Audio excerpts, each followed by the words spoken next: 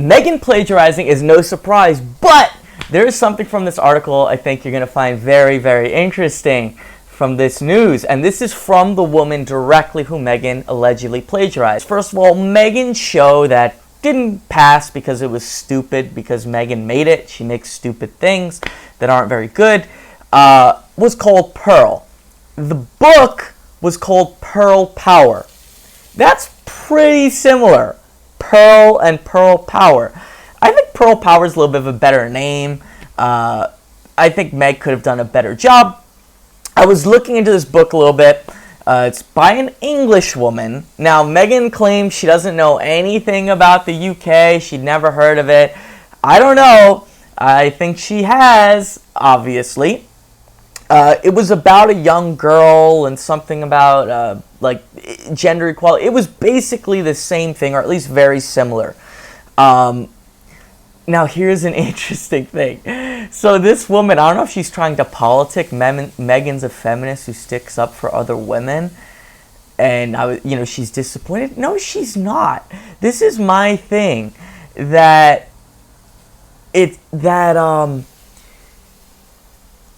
For me, I think feminism is a stepping stone and a business for Meghan, right? Like, she doesn't do anything for women. She bullies other women. She uses it as branding for her podcast, which is completely for profit, which the first thing you hear on it every time is a really stupid advertisement, right? It's not a non-profit, remember that. So that's her brand, that's her business, is to get money from women while she treats them like garbage. So this woman has a lawyer send it. Now here's the really interesting part. Is the woman, she was afraid of Meghan's followers coming after her. She says that specifically. She was afraid of the harassment she would get from Meghan's followers, which is so ironic because these same followers say any criticism of Meghan, anything they don't like, is bullying when they directly bully. You probably don't see it too much because I ban them immediately. They write these crazy personal insults to me, to you, the viewer, like, oh, you get the completely crazy stuff, which none of us are doing that. We criticize Meghan's behavior. I'm not encouraging anyone to go there and harass her in person or anything like that, but the haters do things like that. So I don't think it should be any surprise. And we have another thing. Meghan's got a ridiculous new post. So just look, these poor geese are probably desperately trying to run away from Meghan as she does her fake surprise expression. Now,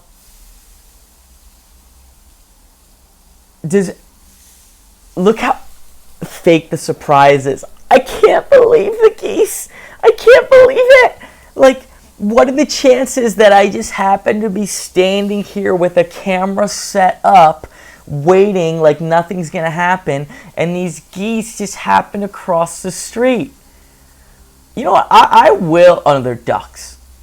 I will give credit. The ducks are pretty cute. But this was not a surprise. This was set up.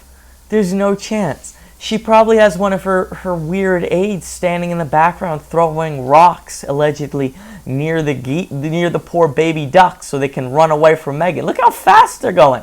Look, Meghan comes towards them. That's why it zooms in, so you don't see the looks of terror on the ducks. I just couldn't see anything more contrived.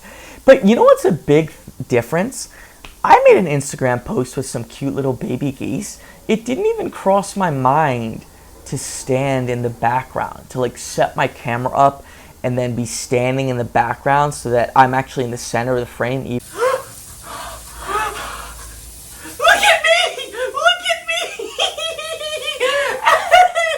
I'm behind the ducks. Look at how cute they are. Look at me. Even more than the geese, right? So notice that Megan doesn't think, here's this cute thing for me to film. She thinks, here's this cute thing. Let me use it so that I can be seen. Megan received the most specialist gift ever. It's so personal, from her mother. InStyle magazine, that's the place for the hottest news, I'm sure. And Megan got a dehydrator. Oh my gosh. A dehydrator. That is so personal.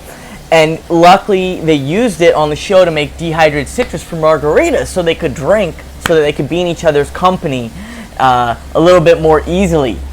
And this is so funny. My home has a lot of fruit trees. She's like, I'm just a relatable victim with my orchard on my property. Oh my goodness. I think this is, who is this talking? The article's talking Megan up. They're so disingenuous. Like, there's a thing called SEO. That's where basically search engine optimization. You're trying to rank in Google, and people make these garbage websites with these garbage articles and just certain key terms in them so they could rank in Google. They would do other stuff too, and that's what these articles always read like. Like, they're written in 5 minutes with a specific purpose. And you know what? This is great. This is the picture they found for their cute relationship. How great their relationship together is. Megan's like, as ever, looking at her. All right, of course the bridges won't work, but also there's a really interesting, kind of weird article I want to show to you guys, and you guys give me your opinion. So we have just some opinions here. Build bridges. That's such a Megan word. Like, I still can't believe that she sent him a box of her dropship garbage to try and whatever she's trying to do. I mean, what? Like, sending someone some garbage that they don't want, that's like forcing a polite thank you. You can't do that when you destroy the bridge. But anyway, here's the article I want to check out. Alright, this is a little weird, first of all. What Princess Diana really would have thought. I think that's a little tasteless, talking about someone who passed away, like we really know exactly. It's kind of weird. That's only a correction, like someone saying something wrong. Like, this is what really would have happened, but this is obviously not true. It's not really. It's still conjecture. But I don't think this is probably accurate. I think this guy is polite. You know, he's saying that she would have been intrigued by Meghan Markle. To be fair, though, you in the UK, you could comment. I feel that you guys are pretty understated, more polite. So intrigued might be like, oh, she'd be intrigued. Looks like after sleeping with Meghan, Meghan's photographer has given an interview, allegedly, the sleeping part. But I don't know if you look at that photo about what's going on. So it looks like Meghan's rebrand right now, we're going to look at a few articles, is that she's coming back to who she is. She's a blogger or something, and that's really serious business, like her 4 articles she wrote about expensive shirts. So he's saying it's so great, the wild journey, it's the good old days, because they're, what? I still can't, what? She's such a, like, a floozy. Is that the right word? Like, I don't want to use anything that's a curse, but, like, hey, like, what? Like, Mrs. Feminist? Like, what? Okay, so it's back to the same thing. Blah, blah, blah. We're just 2 friends hanging out. Friends. And they just took these authentic, genuine moments. Like, it's just authentic and genuine. Like, nothing says authentic and genuine like having a photographer follow you around to get pictures to send. So just a bunch of nonsense, word salad. I don't blame him. He gets told what to say by Meghan. You know, that's part of the deal. You get to have those moments with Meghan, like we saw in that photo. And now, just another thing. So this article is about how Meghan's changing the world for women by wearing these shirts. There's this shirt. What was it called? Yeah, it was the sleeve. Yeah, Meghan's changing the world for women by demonstrating why the sleeveless shirt dress is a spring essential. So it's very impressive. But more interestingly, so we could see the branding she's doing.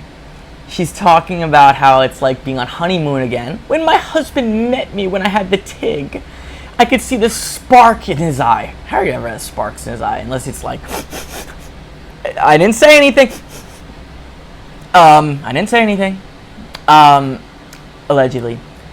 A spark in his eye when he's doing the thing that I was doing when he first met me. I was a blogger that no one read.